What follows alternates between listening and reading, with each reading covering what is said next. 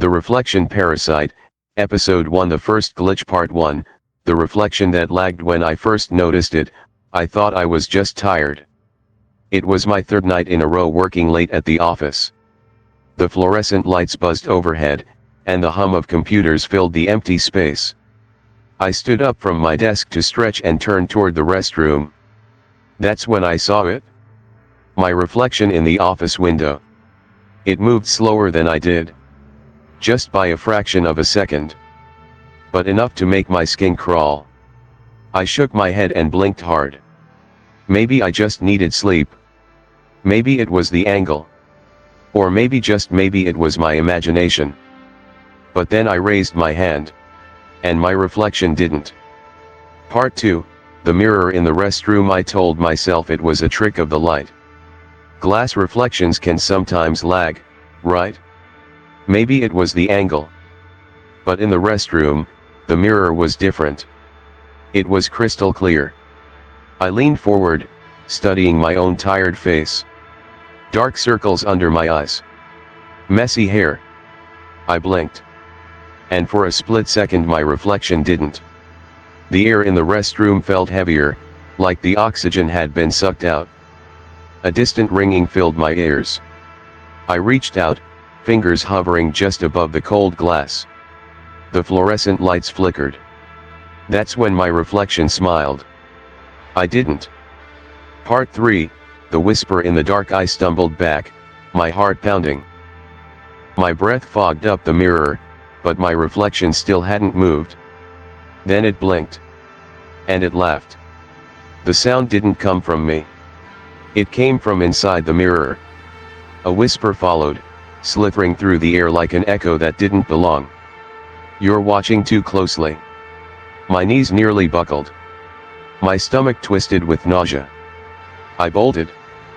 Part 4, the security footage. Back at my desk, I tried to focus on work, but my hands trembled too much to type. So I did something stupid. I pulled up the office's security footage. Rewound to the moment I was in the restroom. I watched myself enter. I watched myself stare into the mirror.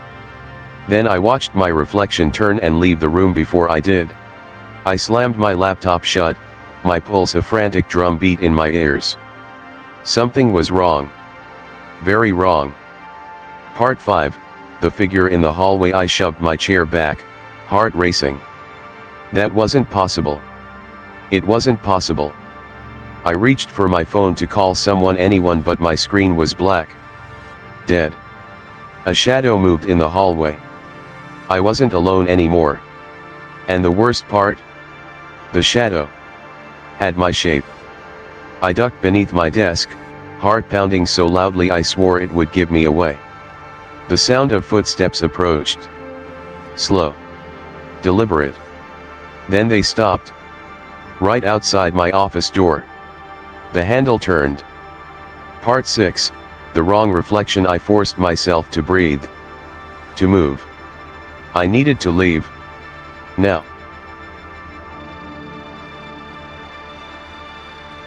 But as I grabbed my coat and turned toward the exit, I saw it again. My reflection. In the dark glass of the office window. Except, it wasn't standing still anymore. It was walking toward me. Part 7, the glass that shouldn't break. I did what anyone would do. I ran. I sprinted to the stairwell, taking the steps 2 at a time. My own footsteps echoed back at me. No. Not mine. There were 2 sets of footsteps. And one was just slightly behind. I reached the ground floor and bolted for the glass exit doors. I didn't care if I set off the alarm. But when I hit the glass, it didn't break. It didn't even shake. As if it wasn't glass at all. As if it was a mirror. Part 8, the voice that called my name. I pounded against it, screaming for help.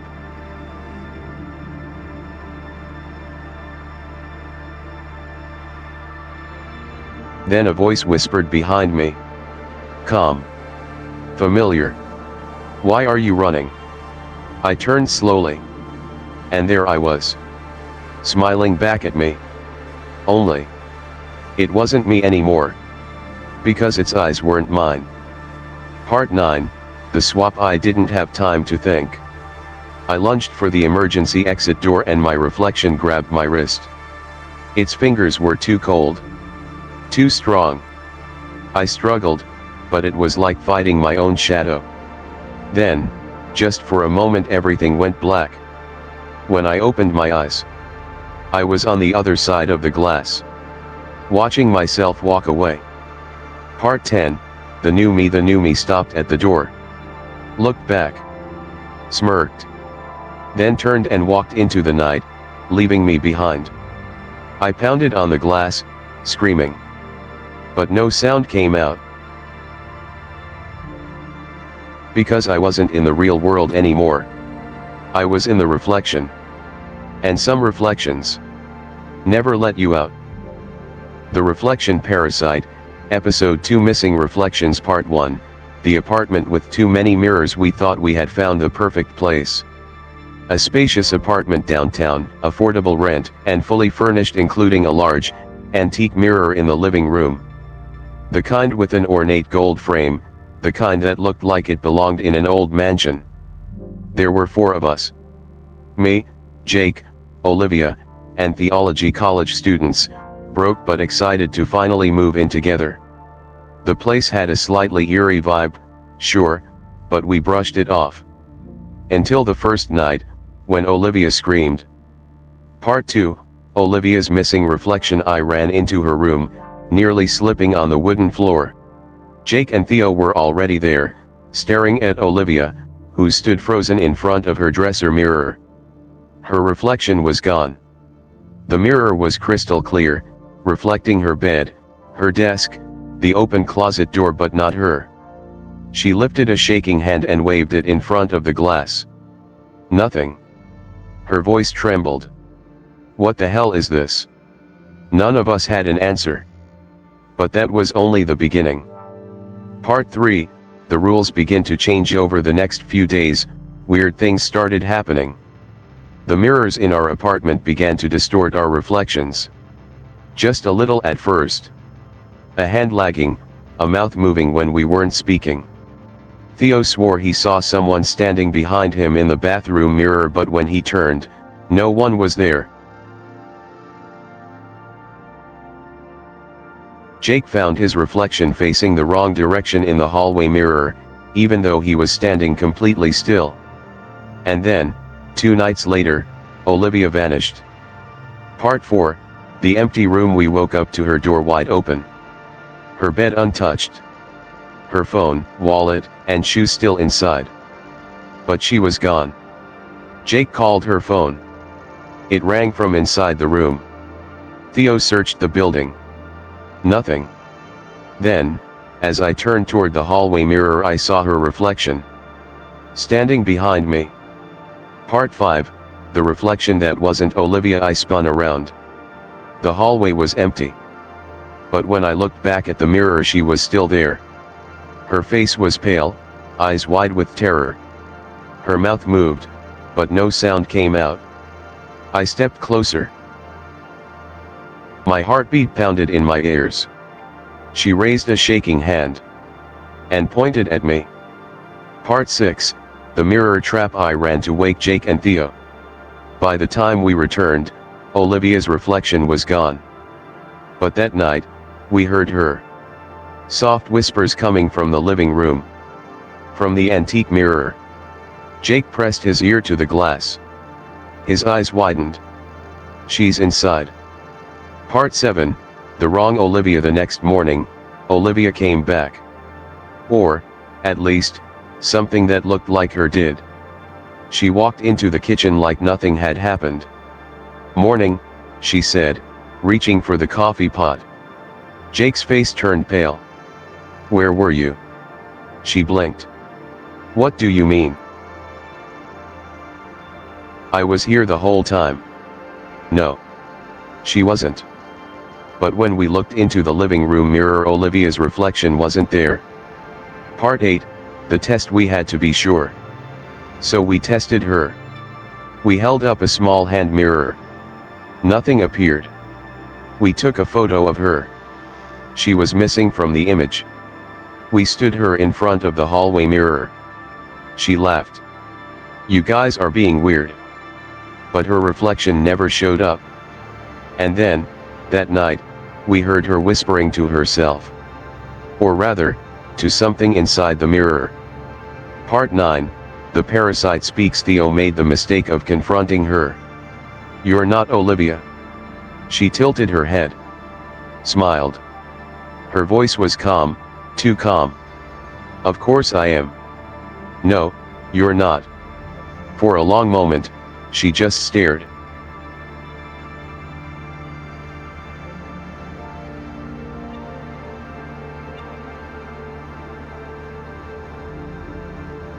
Then, without warning, she lunged at him. Part 10, The Escape Plan. Theo fought her off as we grabbed the antique mirror. If Olivia was still inside, maybe this was the key. Maybe we could pull her back. We held the mirror up, forcing Olivia to look into it. Her smile vanished. Her voice turned guttural. "You shouldn't have done that." The mirror began to shake. The air around us grew thick, electric. The room felt wrong. And then, from deep inside the glass, a hand reached out. Part 11, The Real Olivia. We pulled. We grabbed her arm and pulled. And suddenly Olivia tumbled out of the mirror. Gasping. Crying. Alive. She looked at us, terror in her eyes. "Don't let it touch me." We turned back. The thing that looked like Olivia was standing motionless. Watching. Then, before we could react, it smiled. And stepped backward. Vanishing into the mirror. Part 12, The Final Rule. We smashed the antique mirror. Every single piece. We took every other mirror in the apartment and covered them. And when we moved out the next morning, we left one rule for the next tenants. Do not uncover the mirrors. Because some reflections aren't yours. The Reflection Parasite, Episode 3. Do not make eye contact. Part 1, The Bathroom Mirror Rule. It started as an urban legend. If you look into a mirror for too long, your reflection will blink before you do. I never believed in that kind of stuff. At least, not until the night I broke the rule. And something else blinked first. Part 2, The First Sign. It was just another night. Brushing my teeth, scrolling through my phone, half asleep. I barely even looked at my reflection. But as I turned off the faucet, something felt wrong. A prickle at the back of my neck. Like I was being watched. I looked up. My reflection was already staring at me. Part 3, The longer you look, the worse it gets. I should have walked away. I should have laughed it off. But I didn't. Instead, I stared back. It was just me, right? Just my own tired face. But my gut screamed at me to stop. And then I blinked. And my reflection didn't. Part 4, The Second Mistake. I stumbled back, my heart hammering. The reflection was still looking at me. Not just looking, watching. Its lips curled upward. It was smiling. I wasn't. Then, without thinking, I made eye contact. Part 5, The Static in the Mirror. The bathroom light flickered. A low buzz filled the air, like distant static. The reflection, it moved. But not like a normal movement. It twitched. Like a broken puppet, like something learning how to use a body for the first time. Then, slowly, its lips moved. It whispered, in my voice, "I see you now." Part 6, The Wrong Reflection. I ran. I slammed the bathroom door shut, my breath coming in gasps. But I wasn't fast enough. Because when I turned, the mirror on my closet had a face in it. My face. But this time, it wasn't stuck in the mirror. It was stepping out. Part 7, The Thing That Looked Like May backed away as it emerged. Its movements were wrong. Disjointed. Like it wasn't used to being real. It tilted its head, eyes flickering, glitching. Then it smiled. A wide, stretching grin. You shouldn't have looked. Part 8, the shadow in the glass. I ran for the door. But the room was wrong. Every reflective surface now showed it. My closet mirror? It grinned from inside. The TV screen? It pressed its hand against the glass. My phone? Its eyes blinked at me from the black screen. I grabbed the nearest object, a book, a lamp, anything, and hurled it at the mirror. The glass shattered. But the reflection didn't disappear. It stepped forward. Part 9, the escape plan. I had to get out. I bolted for the front door, my hands fumbling with the lock. Behind me, footsteps that weren't mine. I turned just in time to see it reach out, and then, everything went black.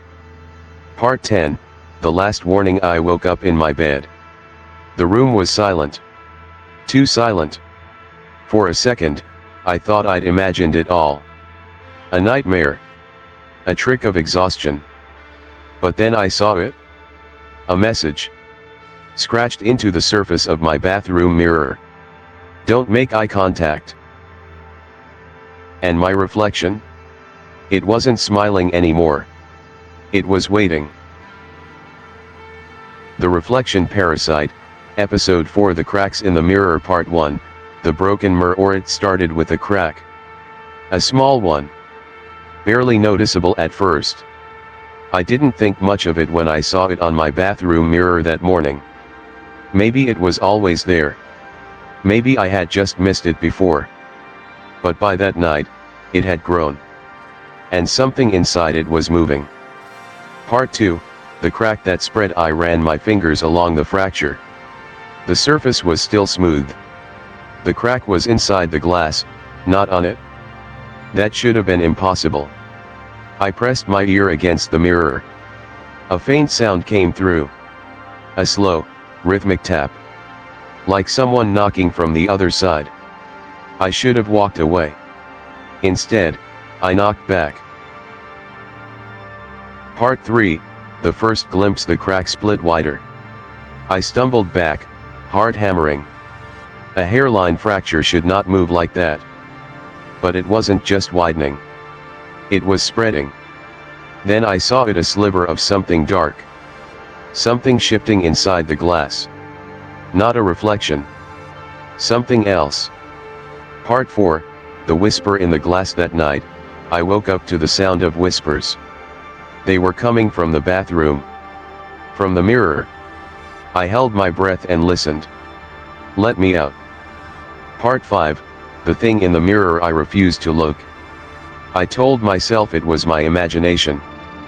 But the next morning, I found something new.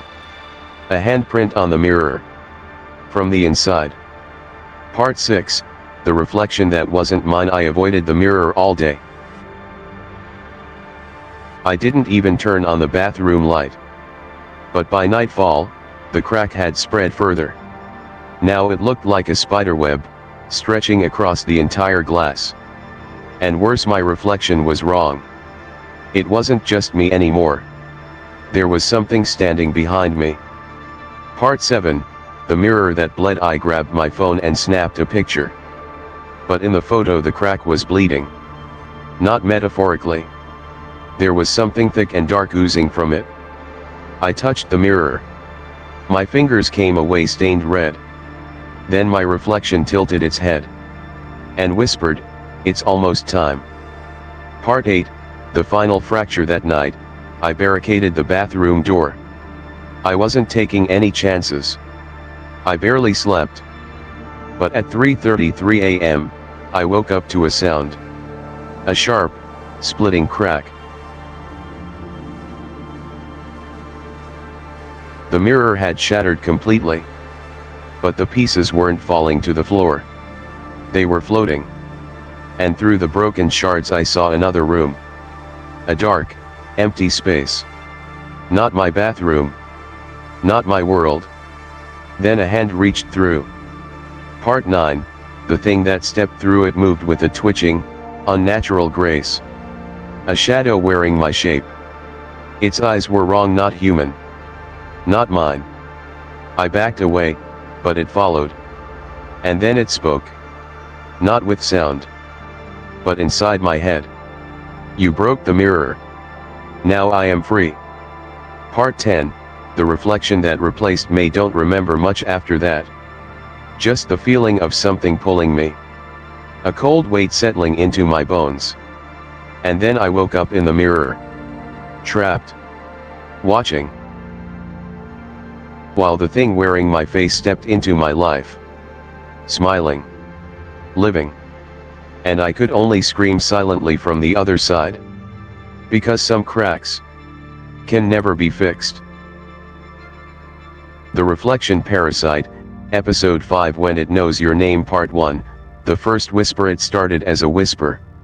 Soft. Gentle. Almost like my own voice. The first time I heard it, I was in the bathroom, washing my hands. The mirror was fogged from the shower. My reflection barely visible.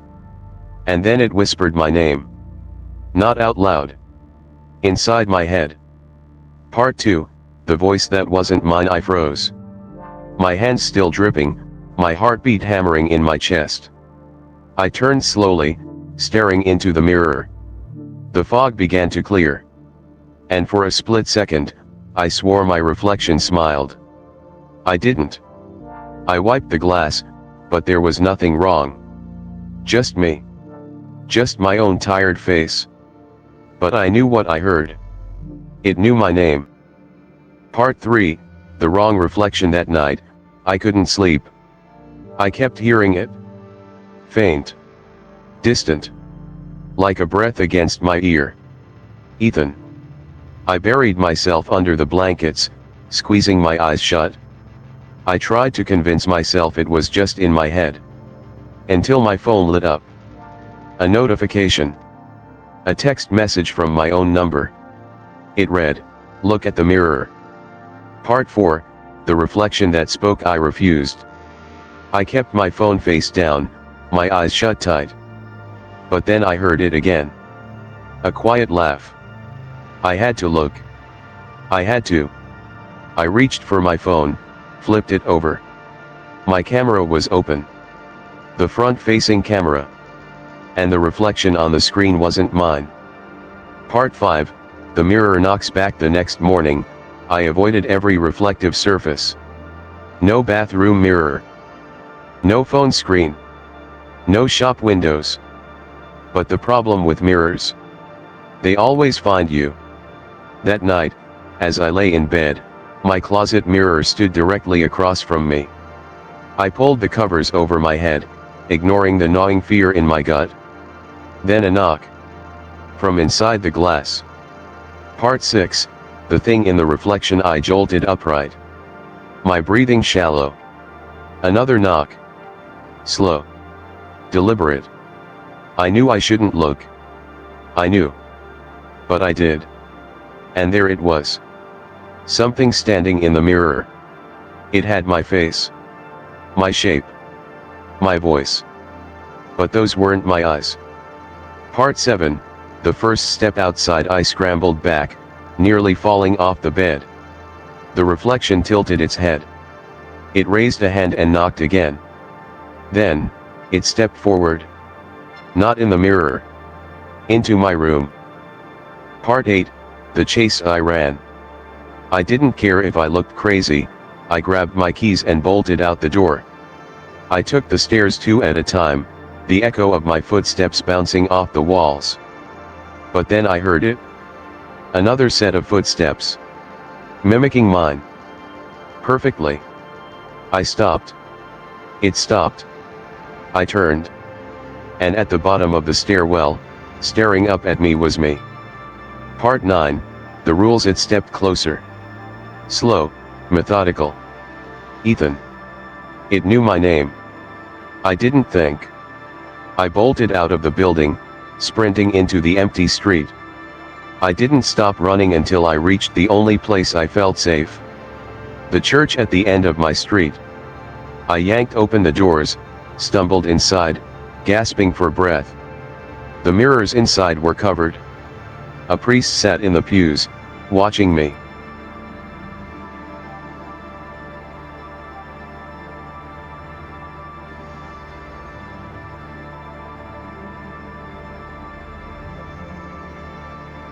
I must have looked insane. But when I told him, when I begged him for help, he only said one thing. "You looked too long, didn't you?" Part 10, the last warning. The priest told me the truth. There were rules. Rules about mirrors. Rules I had already broken. Never stare too long. Never make eye contact with your reflection. And if it ever whispers your name, never, ever answer. Because once it knows your name, it never stops calling. The Reflection Parasite, Episode 6. The Wrong Reflection. Part 1. The shift in the mirror. I always had a habit of checking myself in the mirror before leaving the house. Just a quick glance, fix my hair, straighten my collar, make sure I looked presentable. But one morning, something shifted in my reflection. Something small, subtle, almost unnoticeable. Except, I noticed. My left hand was brushing through my hair. But in the mirror, my right hand was moving. Part 2, the first mistake. I froze. My reflection did too. But something about it felt off. I lifted my hand. The mirror version followed. I tilted my head. It did the same. But my gut told me something was wrong. Then, just as I turned away, it blinked first. Part 3, the uneasy feeling. For the rest of the day, I felt strange. Like I was being watched. Followed. Not by a person. By my own reflection. Every mirror I passed, every shop window, every dark screen, I saw something. A fraction of a second where my reflection didn't match me. A smile that lingered a moment too long. Eyes that weren't quite mine. Part 4, the shadow in the glass. That night, I avoided my bathroom mirror entirely. I brushed my teeth staring at the sink. But just as I turned to leave, I heard it. A faint sound. Like knuckles tapping against glass. My stomach twisted. I slowly turned back toward the mirror. Nothing.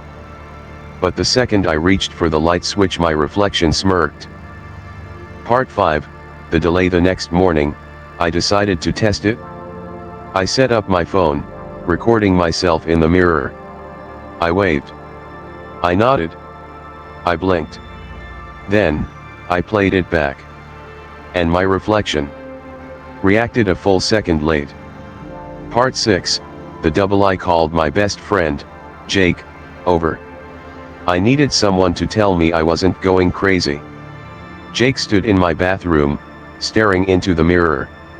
"Looks fine to me," he said. I gritted my teeth. "Watch closely." I raised my hand. My reflection did the same.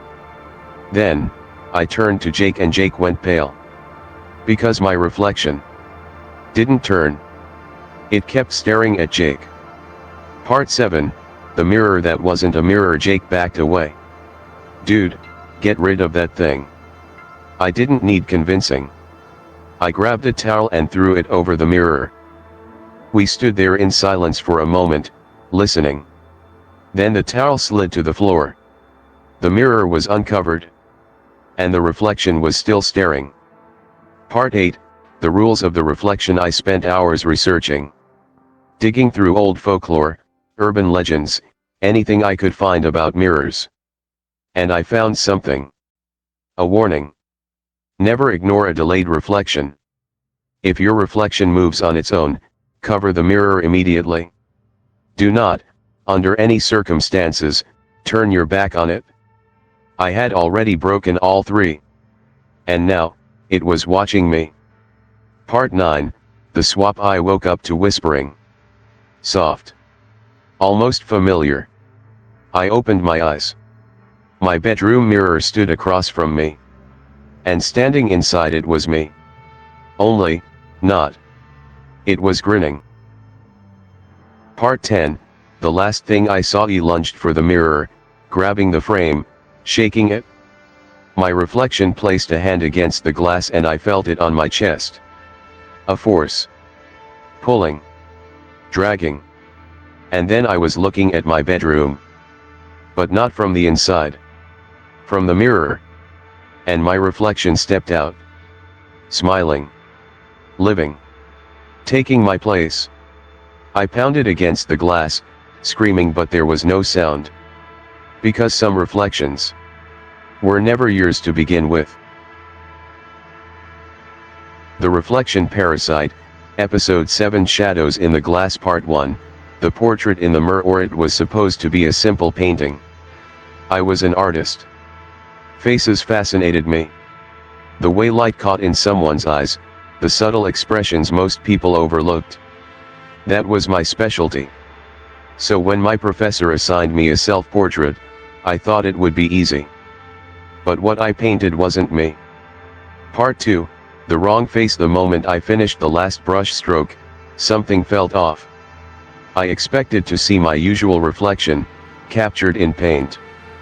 But the face staring back at me was wrong. The features were mine, yes. The same sharp cheekbones. The same tired eyes. But the smile. I wasn't smiling. The face in the painting was. And it was too wide. Part 3, the mirror's secret. I tried to brush it off. Maybe I had just gotten carried away, exaggerating something without realizing it. But that night, I caught it moving. Not the painting itself. The reflection of the painting. I saw it in my bedroom mirror. And the face inside it was watching me. Part 4, the whisper in the canvas. I covered the painting, shoved it into the closet. But it didn't help. Because I started hearing it.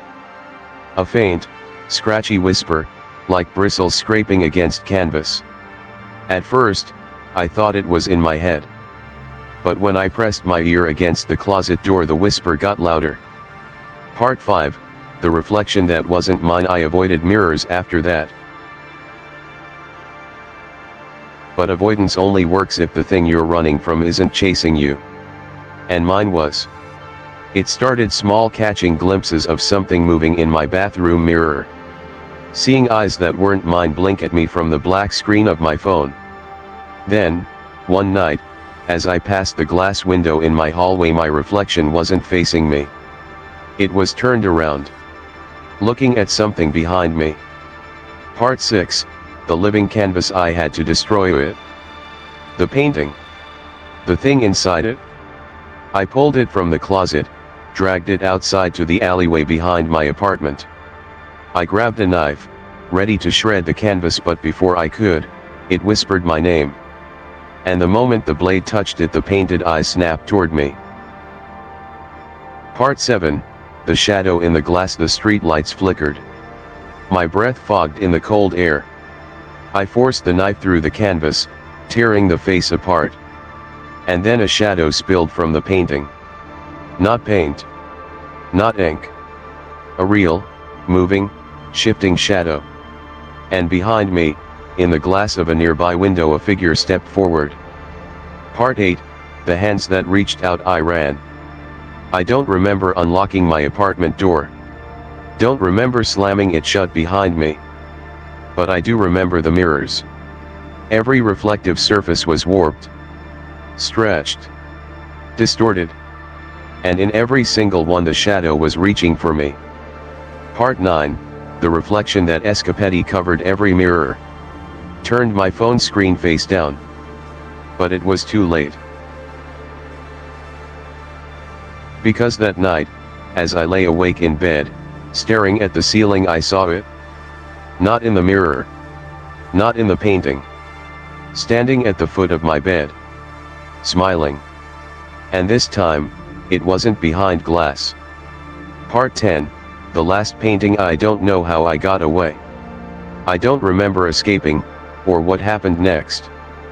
But the next morning, when I woke up, the painting was back in my room. Completely untouched. No knife marks. No damage. Except now there were two faces inside it. And one of them was mine. The Reflection Parasite, Episode 8, The Room with No Mirrors, Part 1, The House That Felt Wrong. When I moved into the new house, something felt off. It wasn't the creaking floorboards, or the drafty windows. It was the absence of something. There were no mirrors. Not in the bathroom. Not in the bedrooms. Not even in the hallway. Who lives in a house with no mirrors? Part 2, the first sign. I brushed it off. Maybe the previous owner just didn't like them. But then, weird things started happening. My reflection in my phone screen lagged for a second too long. The glass on the oven door showed a shadow behind me, even when I was alone. My window, on the second floor, sometimes reflected someone standing in the yard. And one night, as I passed by the blank wall in my bedroom, I saw myself. Part 3, the mirror that wasn't there. I stopped. Turned back. The wall was bare. But for a brief second, I had seen my reflection. Like there had once been a mirror there. Like my reflection hadn't left with it. Part 4, the covered frames. I started searching the house. Something wasn't right. In the attic, I found them. Mirrors. All of them covered in old, dusty sheets. Some cracked. Some shattered. Some covered in handprints. Why had the last owner hidden them? More importantly, what had they been trying to keep out? Part 5, the first mistake. I should have left them alone. But I didn't. I uncovered one.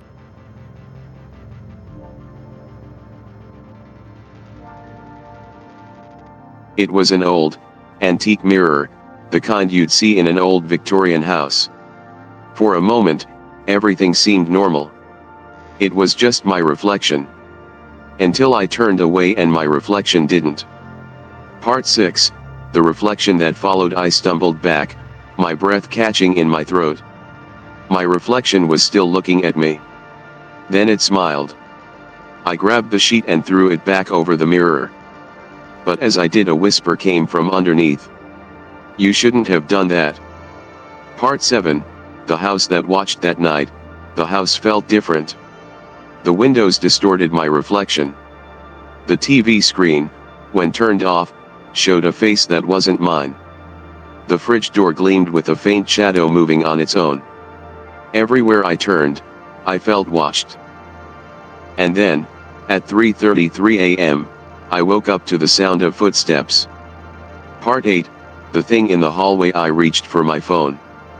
The screen lit up and my reflection was already looking at me. Grinning. I dropped the phone, heart hammering. The footsteps grew louder. Closer. Then, they stopped. Right outside my bedroom door. A knock. Once. Twice. Then a whisper, "Let me in." Part 9, the reflection that wasn't me didn't move. Didn't breathe. The doorknob twisted. Slowly. Then, just as I reached for it, the mirror in the attic shattered. A scream echoed through the house. And in every reflective surface something crawled back inside. Part 10, the last rule. The next morning, I packed my bags. I was done. I wasn't staying. But as I left, I saw something carved into the wooden frame of the attic mirror. A warning. A final rule. Do not remove the sheets. Because some mirrors should never be uncovered. Parasite Episode 9, the hands that reach out. The beginning of the unseen. Ethan had always found old things fascinating, antiques, relics, forgotten artifacts from the past, but the mirror was different. It wasn't just old. It felt aware. The ornate silver frame was intricately carved with symbols he couldn't recognize, the glass darkened with age, yet somehow still clear enough to capture every detail. He found it in an abandoned estate sale, tucked away in the attic, wrapped in dusty cloth. The owner, an elderly woman with hollow eyes, had refused to touch it. "Take it if you want," she had said, her voice barely above a whisper. "But cover it at night." And whatever you do, don't touch the glass. Ethan had laughed it off at the time. But now, standing in his dimly lit apartment with the mirror against the wall, he could feel something off. The room felt heavier, as if it were watching. He exhaled sharply, shaking the unease from his mind. It's just a mirror, he told himself. But deep down, he knew it was more than that. The first mistake the first night was uneventful almost. Ethan had placed the mirror in his bedroom, directly opposite his bed. He figured it would add depth to the room, a touch of vintage elegance. But as he lay under the covers, he couldn't shake the feeling that something wasn't right. At 3:17 a.m., a soft tap echoed through the silent room. He sat up instantly, heart pounding. He scanned the darkness, looking toward the mirror. The room behind him, reflected in the glass, looked exactly the same except for one thing. His reflection was still sitting up, even though he had already laid back down. Ethan blinked. His reflection did not. And then, it moved. Not a normal movement. Not like a delayed reflection catching up. It moved first. Nope. Ethan threw the blanket over his head like a child hiding from the monsters in the dark. When he finally gathered enough courage to peek again, his reflection was normal. Maybe it was his imagination. Maybe he had dreamed it. But then he noticed a faint smudge on the glass right where his reflection's hand had been. As if something had pressed against the inside. The hands in the glass the second night, he was prepared. He draped a thick black sheet over the mirror before going to bed, determined not to let his imagination play tricks on him again. At 3:17 a.m., a slow, deliberate scratching sound woke him up. It was coming from beneath the sheet. Ethan's breath hitched in his throat. He wanted to ignore it. He wanted to pretend he hadn't heard it. But then, the scratching turned into tapping. Not random. A pattern. 3 taps. Pause. 2 taps. Pause. 1 tap. Like someone knocking, from the other side. His pulse thundered in his ears. Against his better judgment, he reached out and pulled the sheet away. At first, there was nothing. Just his tired, sleep-deprived face staring back at him. But then, right at the edge of his vision, he saw it, a pale hand. Not his. It pressed against the glass, fingers long and bony, the skin stretched too tight over its frame. The hand was reaching toward him. Ethan stumbled back, knocking over a lamp. His breath came in sharp gasps. Nope. Nope. Nope. He grabbed the sheet, threw it over the mirror, and practically ran out of the room. That night, he slept on the couch. Or at least, he tried to. Because no matter how much he tried to tell himself that it was a hallucination, that he was sleep-deprived, he knew one thing for sure. The smudged handprint was still there in the morning. 4. It wants out. Over the next few days, Ethan avoided the mirror completely. He refused to uncover it, refused to acknowledge it.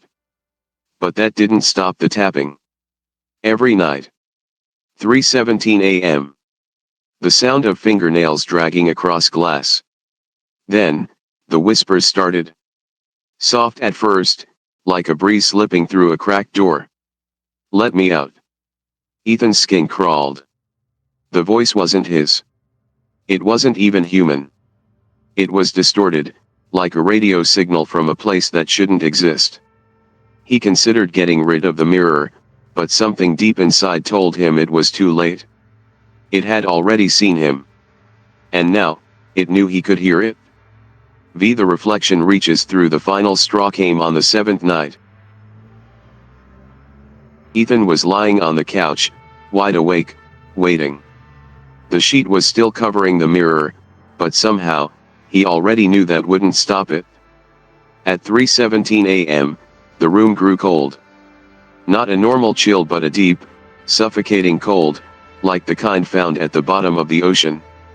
Then, the tapping. Then, the whisper. "Let me out, Ethan." His blood turned to ice. It knew his name. The sheet slipped off the mirror on its own, revealing the glass. But it wasn't a reflection anymore. It was a window. And something was crawling through it. The hand came first, pale, skeletal fingers curling over the edge of the frame. Then an arm, impossibly long, stretching unnaturally into the room. The mirror rippled like liquid as the creature pulled itself through.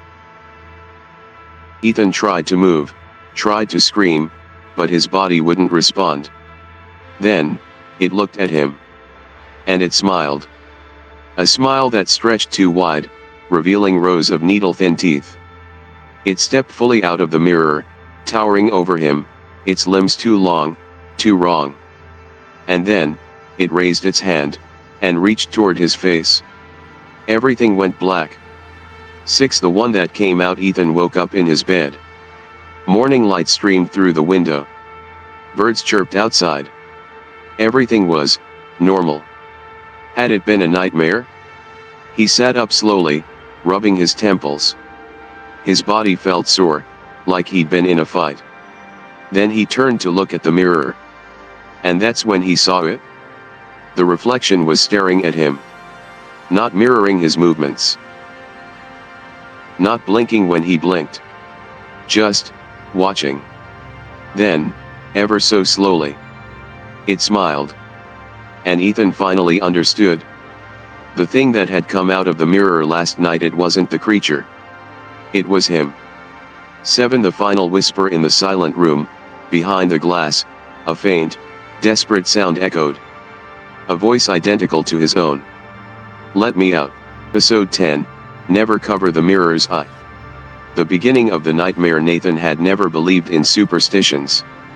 Stories about mirrors were just products of human fear tales made up to explain what they didn't understand. Until he started seeing things he couldn't explain. It all began at his housewarming party.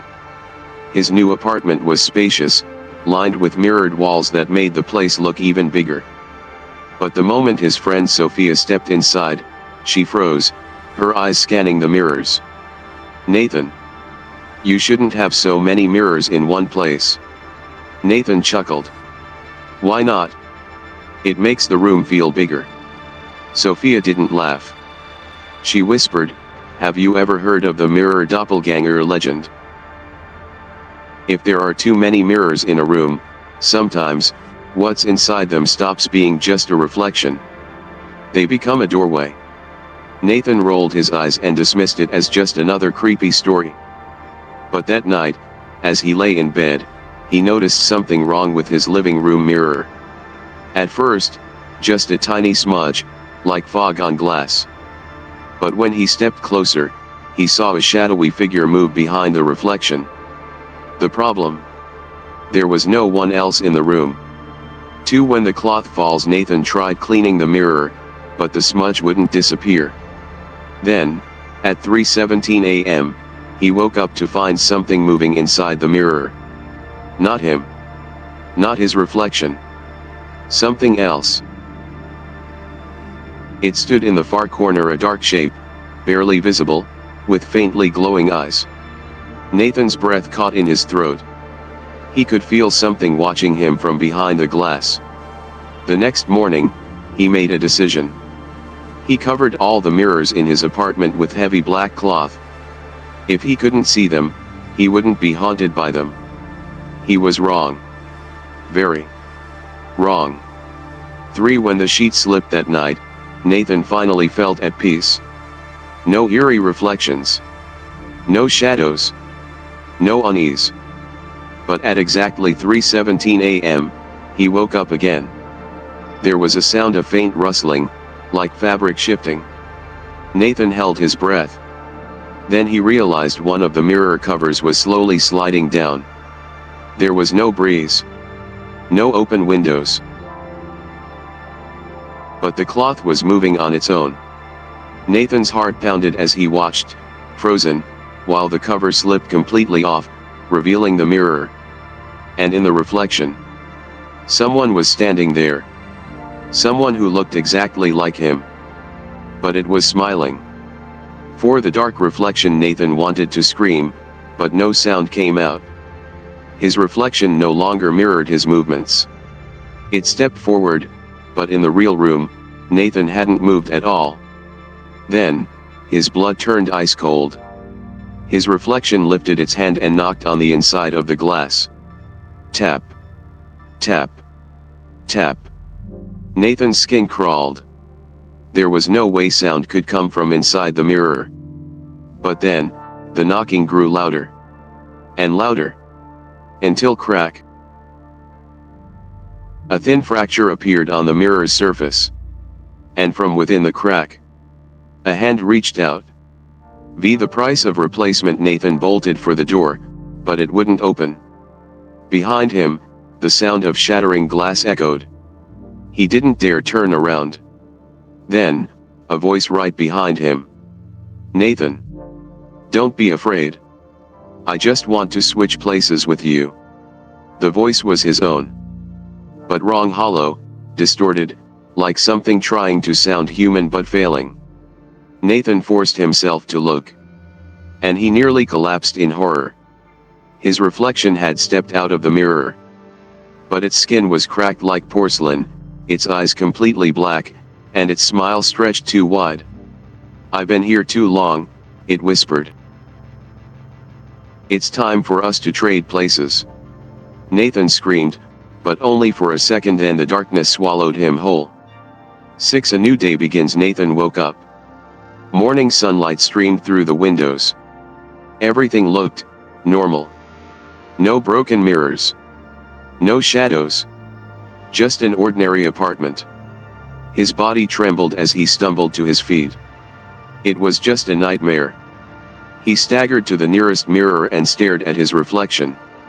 Everything seemed fine. He laughed shakily. His reflection laughed, too. But there was one problem. It had laughed first. Then, ever so slowly, it winked at him even though he hadn't moved. Nathan's breath hitched. A creeping sense of wrongness slithered down his spine. He stepped back. His heart raced.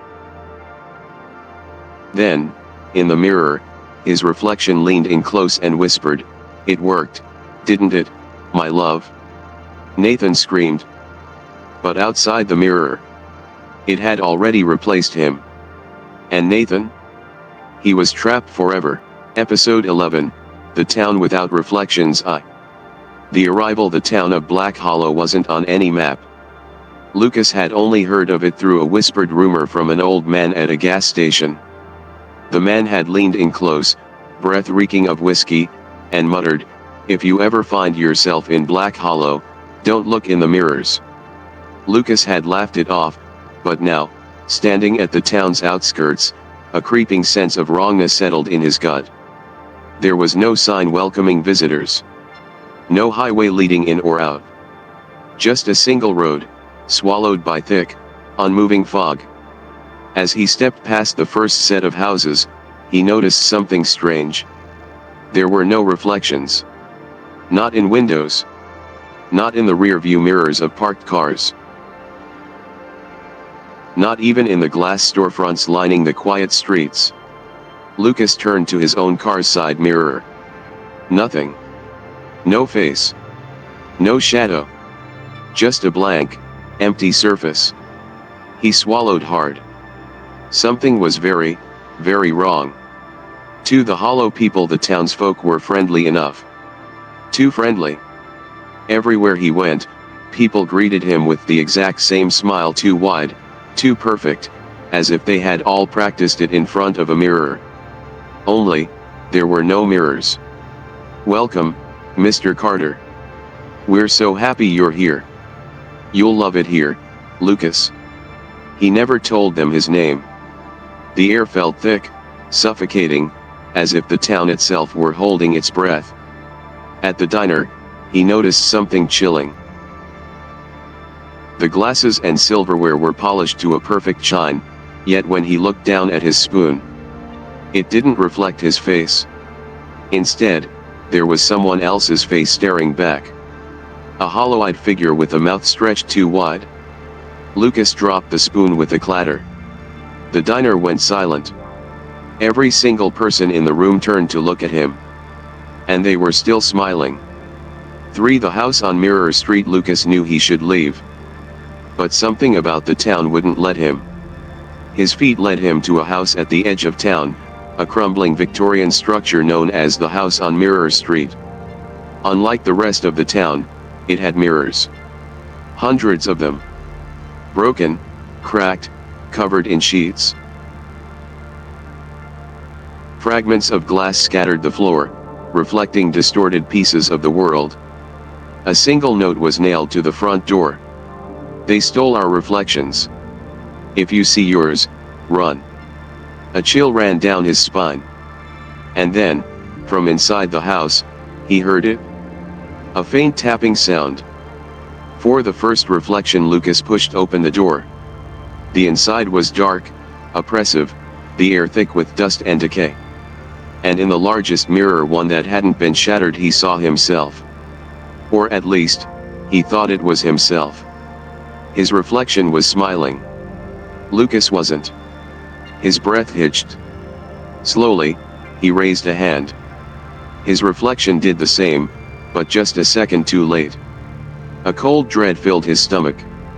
Then, his reflection's lips moved on their own. Why did you come here, Lucas?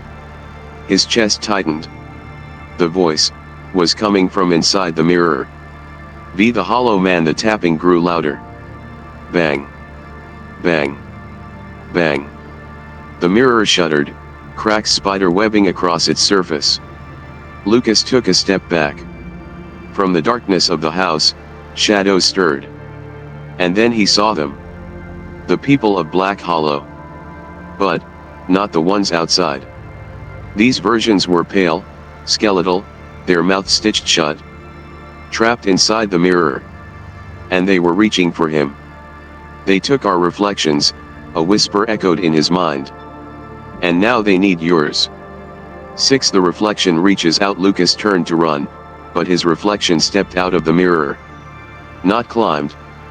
Not crawled. Stepped. Like walking through a doorway. It was him, but wrong. You don't belong here. Lucas's heart pounded. But I do. The thing that wore his face lunged at him. The last thing he saw was his own hands wrapping around his throat. And then everything went dark. 7. The new hollow man. Lucas woke up. Sunlight streamed through his motel window. Had it all been a nightmare?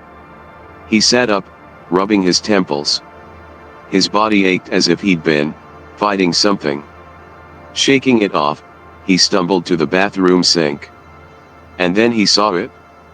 His reflection. It was normal. Just him. No delay. No twisted smile.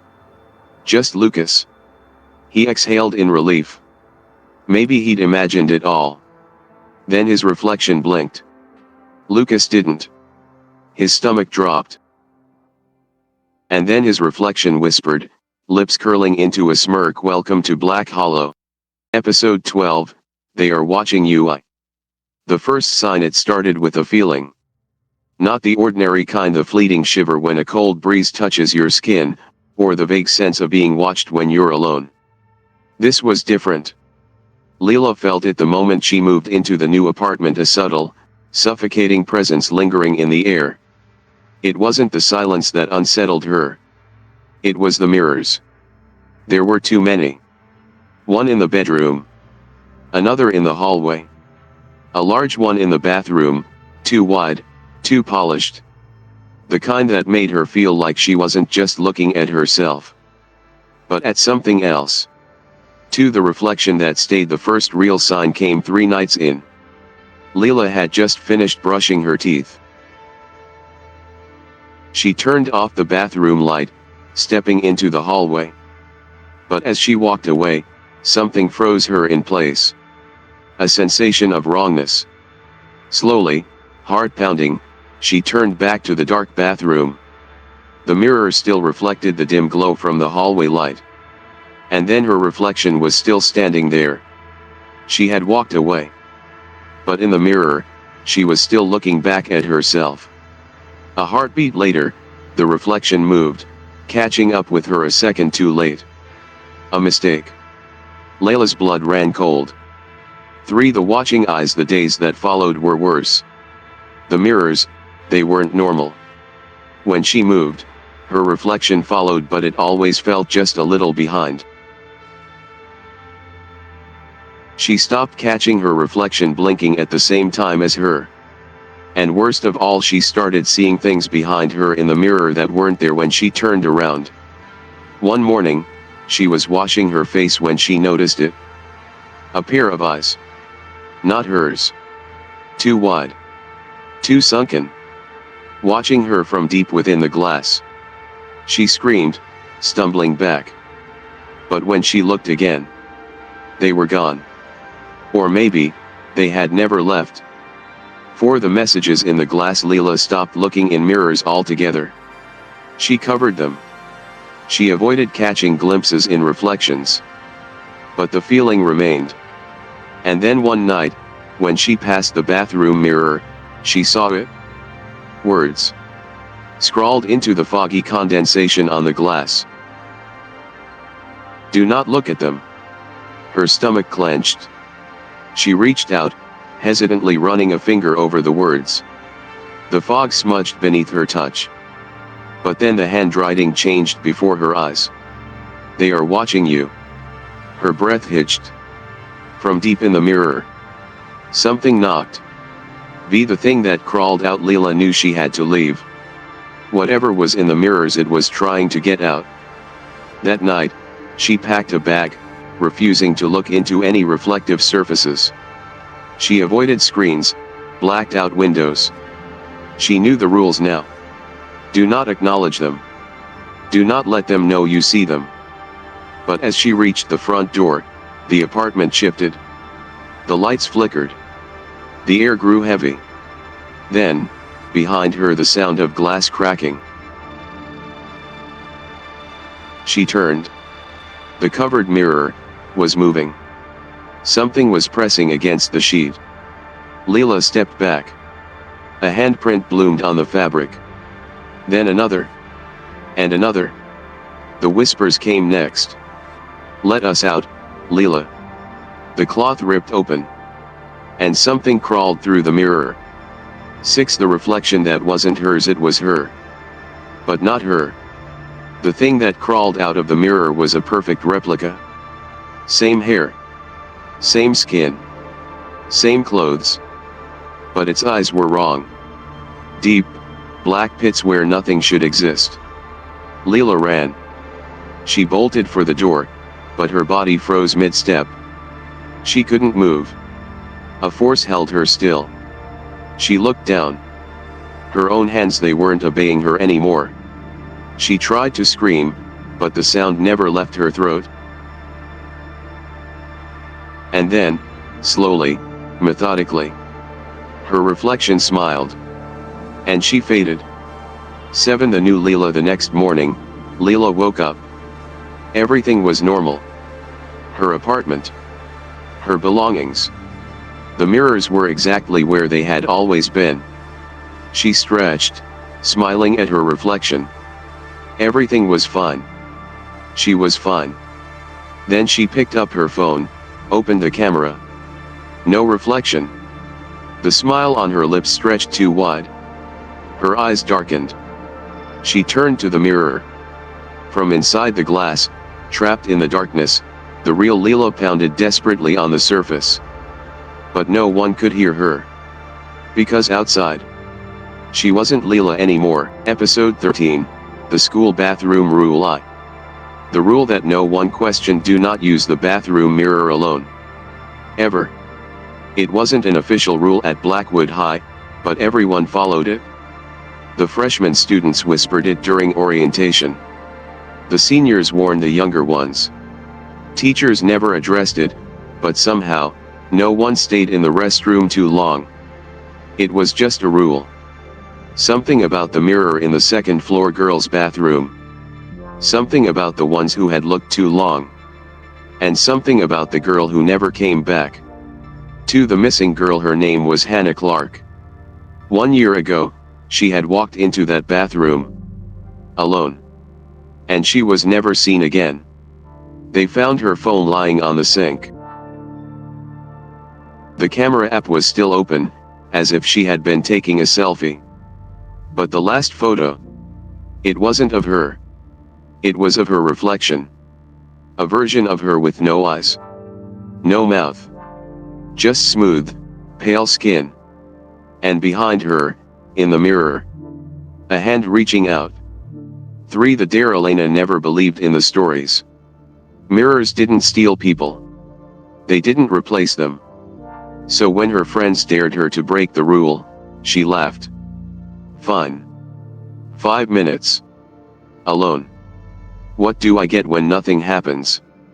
Bragging rights. So she did it. She walked into the bathroom. Alone.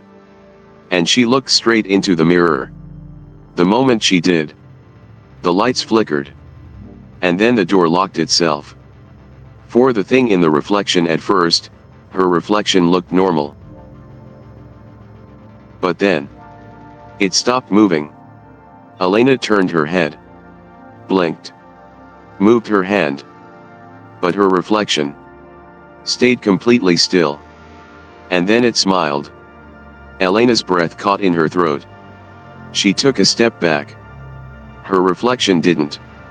And then, slowly, it raised its hand and pressed it against the glass.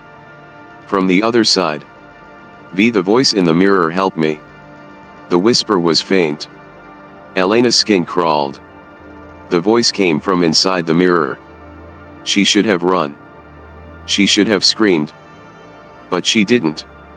Instead, she took a slow, shaky step forward. Who are you? Her reflection tilted its head. And then, in a distorted, eerie version of her own voice, it whispered, I am you. 6. The arms that reached out the mirror shuddered. Cracks formed along the surface, like spider webs crawling across glass.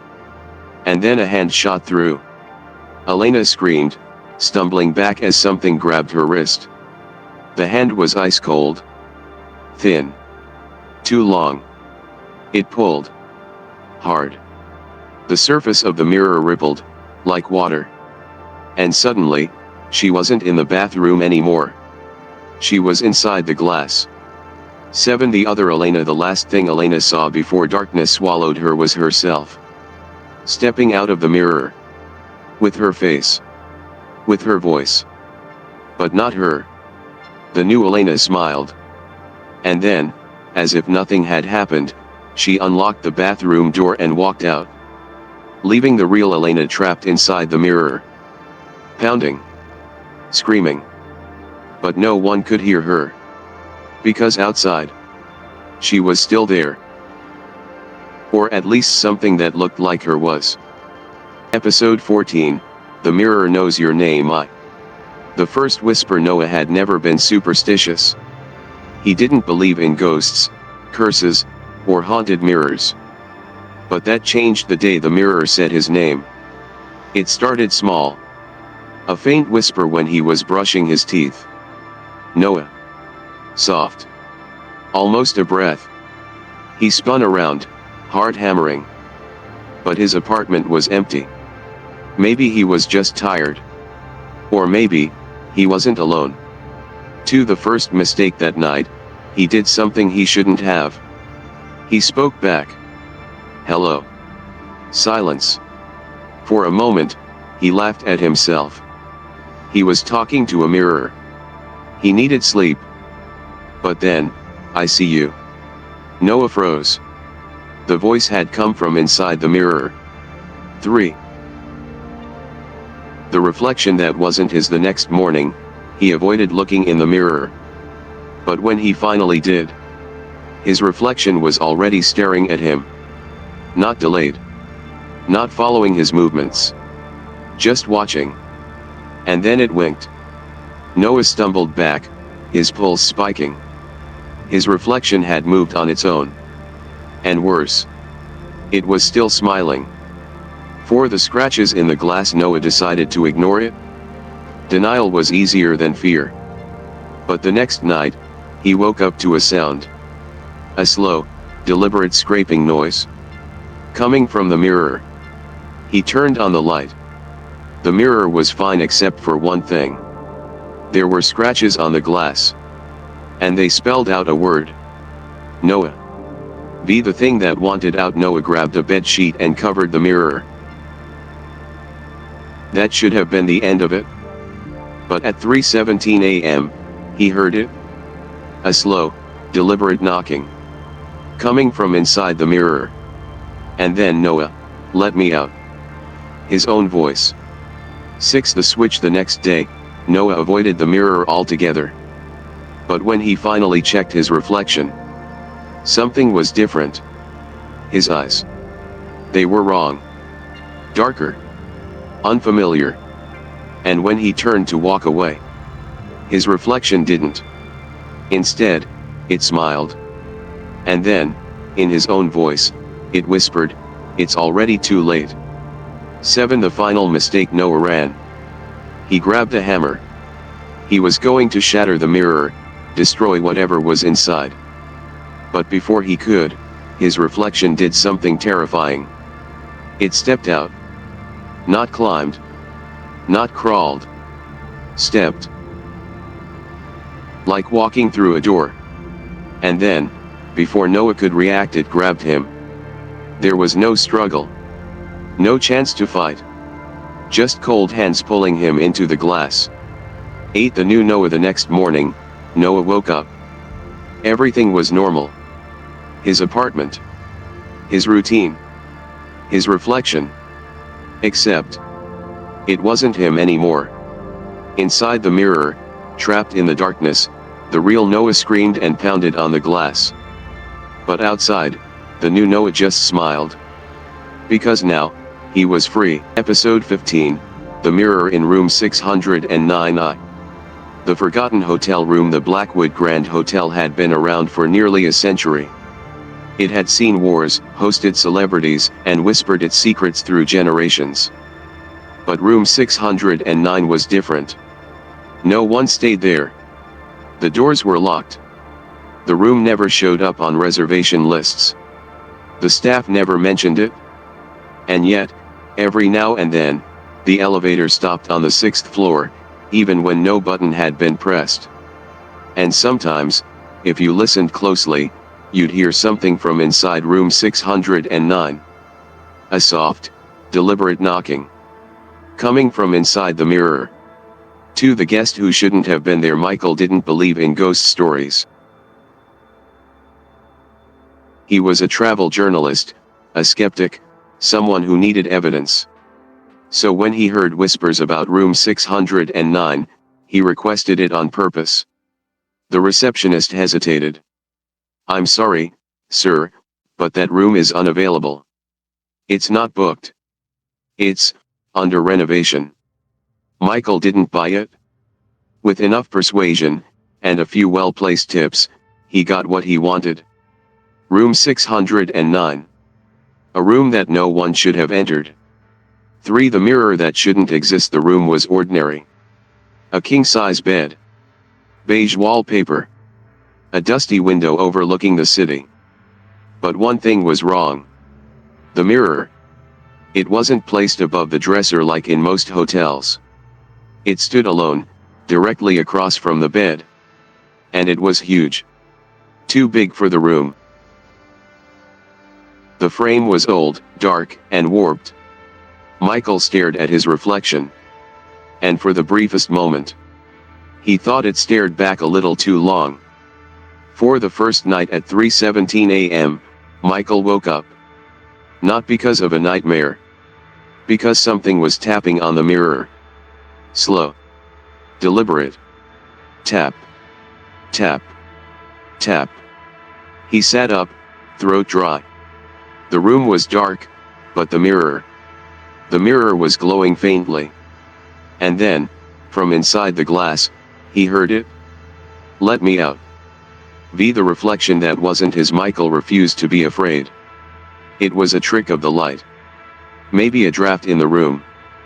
But as he approached the mirror, his heart pounded. His reflection stood there, watching. Except, the reflection's eyes were wrong. Darker. Hollow. And then it smiled. Michael didn't. His stomach twisted. He lifted his hand. His reflection lifted its hand too, but a second too late. A mistake. Michael took a step back. His reflection didn't. Instead, it tilted its head. And then, in his own voice, it whispered, "You shouldn't be here." 6. The hands that reached through Michael turned away. Denial was easier than fear. But then crack. The sound of glass breaking. He spun around. The mirror had split down the middle.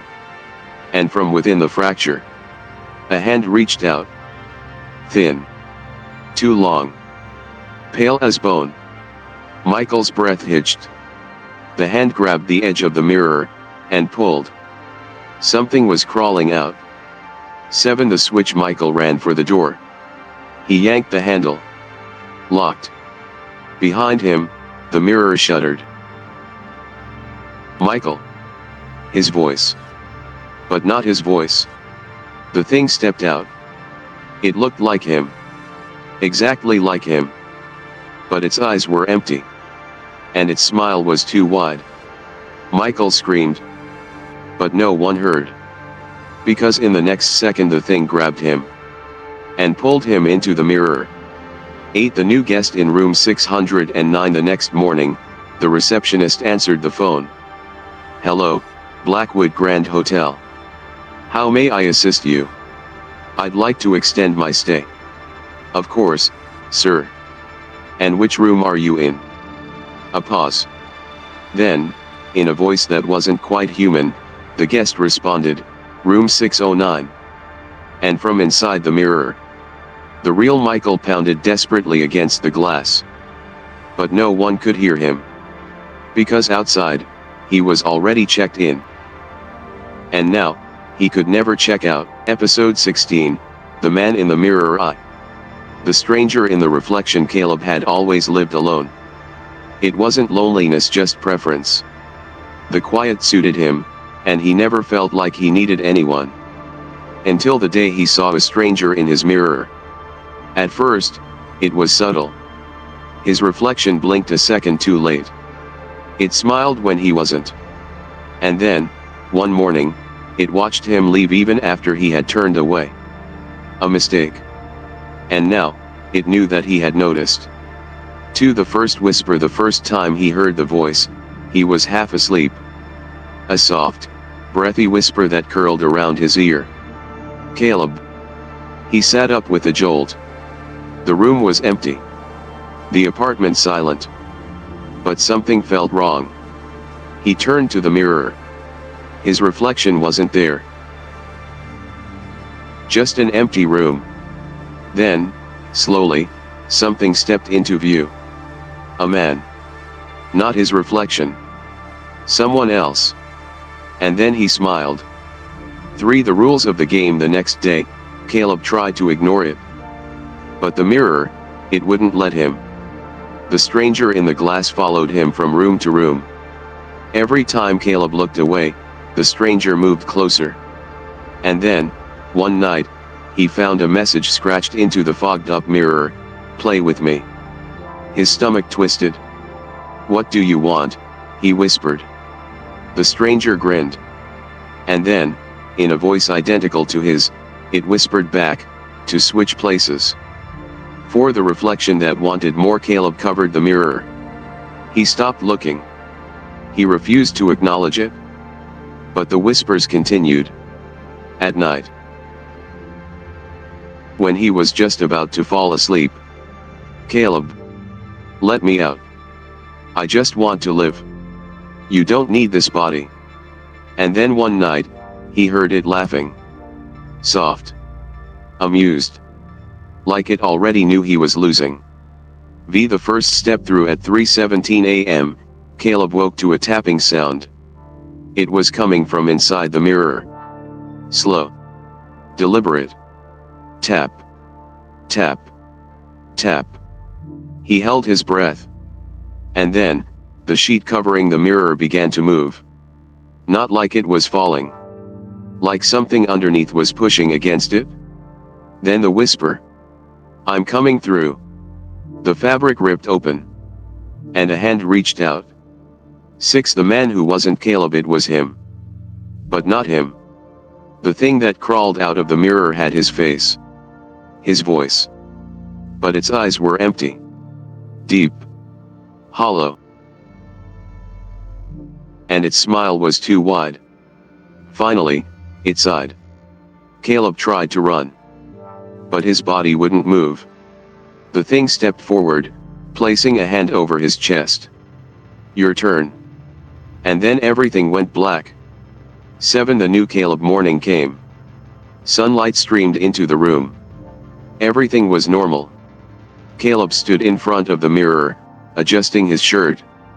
He smiled at his reflection. And this time it smiled at the exact same time. Behind the glass, trapped in the darkness, the real Caleb pounded desperately against the surface. But outside, he was already living his new life. Because now, he was free. And Caleb, he was just a reflection. Episode 17, The Mirror Maze. The carnival that shouldn't exist. The carnival appeared overnight. No advertisements.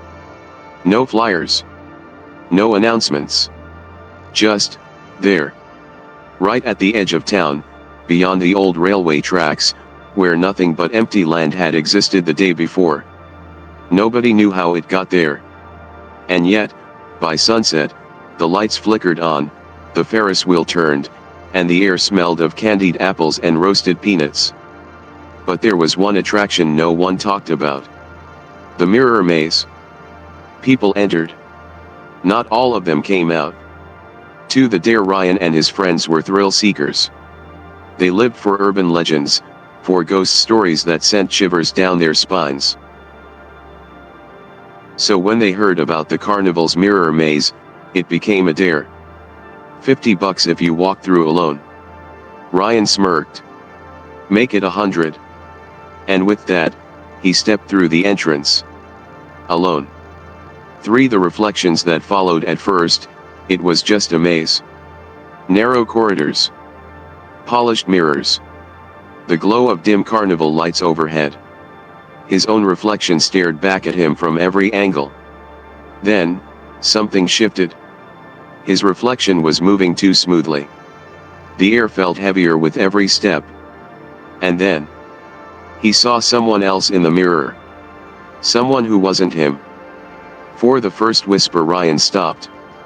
The figure stood at the far end of the corridor, partially obscured by the glass. A distorted silhouette, too tall, too thin. It didn't move. But when Ryan turned his head to check his surroundings, the figure was closer. And then, in a voice identical to his own, it whispered, "Keep walking." The path that didn't exist. Ryan turned to leave. Except the exit was gone. No sign. No entrance. Just endless reflections. Then, the lights flickered. For half a second, everything went black. And when they came back, every reflection was gone. Except for one. 6. The reflection that wasn't his. Ryan froze. His reflection was still there. But it wasn't moving. It watched him. And then it smiled. Ryan's heart pounded. He lifted his hand. His reflection did the same. But a second too late. And then, it spoke. "Your turn." And before he could move, it stepped forward. Through the glass. 7. The switch. Ryan tried to run. But his body wouldn't obey. The reflection placed a cold hand on his chest. "I've been here too long. I need a new body." Ryan screamed. But no one heard. Because in the next second he was pulled into the glass. 8. The new Ryan. The next morning, The carnival was gone. No tents. No lights. No mirror maze. Just an empty lot, like it had never been there. Ryan's friends never saw him again. But sometimes, on quiet nights, if you looked into a mirror for too long, you might see him. Trapped. Pounding. Screaming for someone to take his place. But outside, he was already free. And someone else was next. Episode 18, The House of Three Mirrors. The house that swallowed people. There was a house at the end of Grayson Road. Abandoned. Forgotten. And yet, no one dared to tear it down. Not because of its history. Not because of superstition. But because every person who entered that house, never came out. Not in the way they should have. To the dare that shouldn't have happened. Elliot wasn't afraid of ghost stories. He had spent years debunking urban legends, proving that fear was just a trick of the mind. So when his friends dared him to spend a night inside the house, he agreed. Just one night. Prove the stories are fake. He grabbed his camera, his notebook, a flashlight, and he walked through the door. Straight into a nightmare. 3. The first mirror. The house was dead silent. Dust covered the furniture. Cobwebs hung from the ceiling. The air was thick, stale, heavy. But the first thing Elliot noticed were the mirrors. 3 of them. One in the hallway. One in the living room. And the largest, in the upstairs bedroom. They weren't dusty. They weren't broken. They were polished. Clear. Waiting. And then, from somewhere upstairs, a whisper. Elliot. For the reflection that moved on its own at first, he ignored it. It was just his mind playing tricks. But then he saw it. His reflection. Standing in the hallway mirror. Not following him. Not mimicking his movements. Just watching. His breath hitched. Slowly, he raised a hand. His reflection didn't move. And then, it smiled. Elliot did not. Be the house that wouldn't let him leave. Elliot turned on his camera. He needed proof. But the moment he did, the front door slammed shut. The windows sealed themselves. His flashlight flickered. And then, from deep inside the house, the sound of glass cracking. Elliot spun around. The hallway mirror had split down the middle. And behind the cracks, a hand was reaching through. 6. The second mirror. Elliot ran. He bolted through the house, desperate to find another way out. But every door led him back to the mirrors. The second mirror, in the living room, was glowing faintly. And when he looked at it, his reflection was no longer his. The eyes were wrong. The grin was too wide. And then, it spoke. Your turn. 7. The hands that pulled him in the mirror shattered. Elliot tried to run. But the hands grabbed him. Cold. Too long. They pulled. Dragging him into the glass. The last thing he saw was his reflection stepping out. And then, before he could scream, everything went dark. 8. The third mirror. The next morning, the house was silent. Empty. Except for one thing. In the upstairs bedroom, the largest mirror stood untouched. And if you looked closely, you could see Elliot. Trapped inside. Pounding. Screaming. Begging for someone to set him free. But outside, he was already walking away. Because now, he was real. And someone else would be next. Episode 19, The Mirror in the Attic. The house that held secrets. Daniel had always been fascinated by old houses. Not the kind that were freshly renovated, but the ones that breathed history, where every floorboard creaked and faded wallpaper seemed to hold a forgotten story. So when his aunt passed away and left him her century-old Victorian house, he was thrilled. Until he found the attic. And the mirror inside it.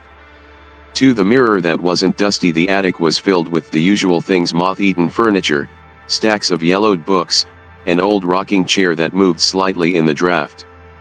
But then he saw it. A mirror, standing alone in the farthest corner. Everything else in the attic was covered in dust. But the mirror? Spotless. Polished. As if someone had been using it. And when Daniel looked into it, for a moment he thought he saw someone else.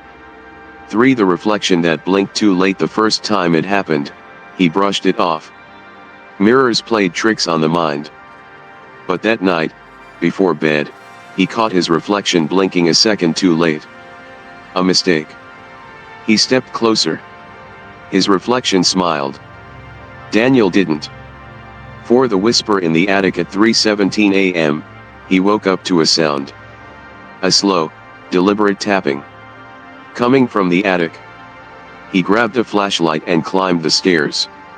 The air was thick, heavy with something unseen. And then, from inside the mirror, a whisper. Daniel.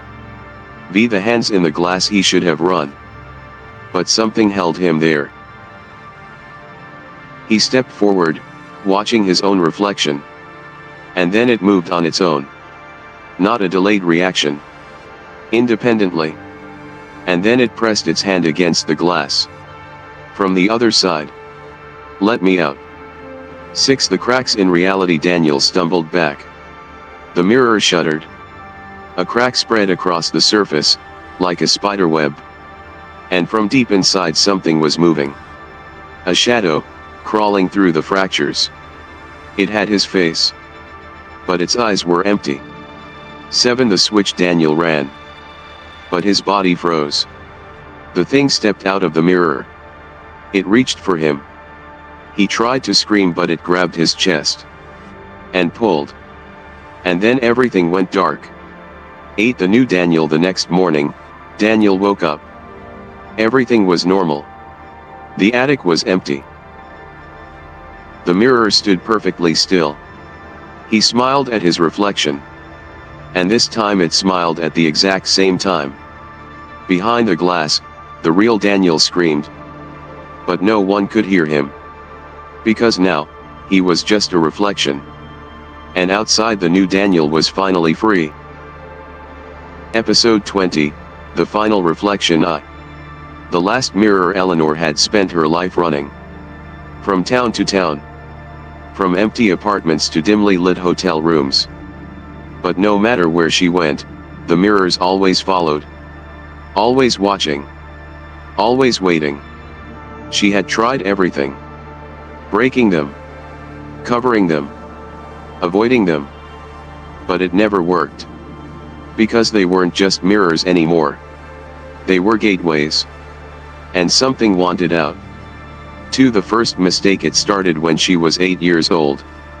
A simple game. Bloody Mary, whispered 3 times into the bathroom mirror. But what answered? Wasn't Mary. That night, she saw her own reflection watching her in the dark. Not following her movements. Just waiting. And then, in a voice that sounded like hers but wasn't, it whispered, "Not yet." And smiled. Eleanor never played that game again. But the thing inside the mirror never forgot. 3. The shadows in the glass. Years passed. She moved away. Grew up. Tried to forget. But the mirrors never let her.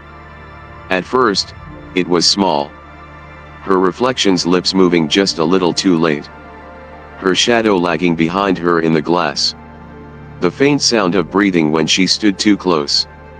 Then, one night she saw them. The hands. Pale. Thin. Pressed against the mirror from the other side. Trying to push through. Eleanor ran. She didn't look back. But in every mirror she passed they were getting closer. For the place where it began she knew what she had to do. She had to go back. Back to the house where it all started. Back to the first mirror. The one she had spoken to all those years ago.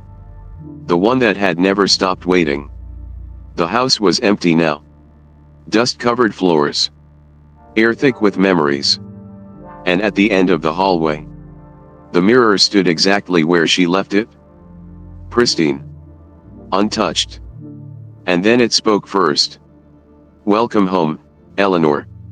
The reflection that wasn't hers, she froze. Her reflection was already there. Standing in the glass. Smiling. "It's time." Her blood ran cold. She turned to run, but her feet wouldn't move. And then, behind the glass, the reflection reached out and grabbed her wrist. 6. The final switch. The mirror shattered. 1,000 pieces.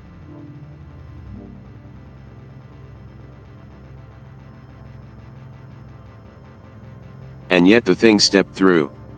Whole. Perfect. A copy. No. Not a copy. The real one.